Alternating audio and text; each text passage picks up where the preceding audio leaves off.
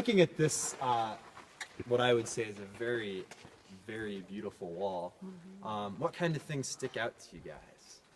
The timber. The timber, yes. So we have multi-storied dwellings happening here. This is actually a floor roof space. This probably would have came out into a low little balcony here, so you could have come along the front of the space here. Different sizes and shapes. Different sizes and shapes. Yeah, we start to notice the different sizes and rocks and stuff. But also, if you notice some of the corner buildings up there, those rocks are very uniform. So they had a very close attention to detail. Now this wall right here looks a little funky. This wall was built by the National Park Service. So clearly we have a lot of learning we To can do. Another impressive feature of this alcove site is looking at the ground that you are standing here. It is very flat. That is not naturally flat. This alcove would be sloped at a incline down into the valley below us.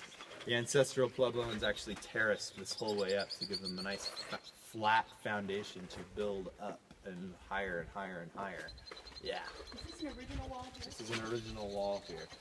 The clue to finding unoriginal walls is when you start seeing Portland cement. It's kind of the way that that is a reconstruction. Yeah. So what did they use to stick the stone together? Yeah, the mortar. Fantastic question. So the mortar, if we look below our feet and out in the canyon behind us, we see a lot of sand. Yes? In the summer, when most of the building happened here, they would have mixed that sand with water to make a nice mud base. And then they had a third ingredient, which is very key to the building here, fire ash. The fire ash leaches lime into the substance and makes it a little bit more tacky. If you take a very close look at this wall and many walls around Cliff Palace and other dwellings, you'll notice little rocks and sometimes corn cobs stuck up in there. This is a more advanced building technique that archaeologists call chinking. So if you guys had a chance to pick up that rock that was back up there, you notice that it's really heavy, right?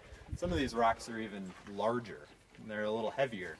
So as we're building up here, we're putting heavier and heavier rocks, and this mortar's starting to like seep out, dry, and crack and shrivel up.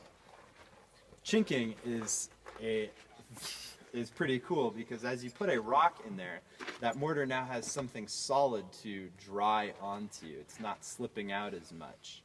So as you go through this site and other sites at Mesa Verde, you know that chinking comes later. So you can start to develop kind of a timeline, a little history of the building as it was progressing across the areas in the different alcoves. Know what was built after they discovered the chinking a little bit. Have any questions? Is this terraced down here? No, that was kind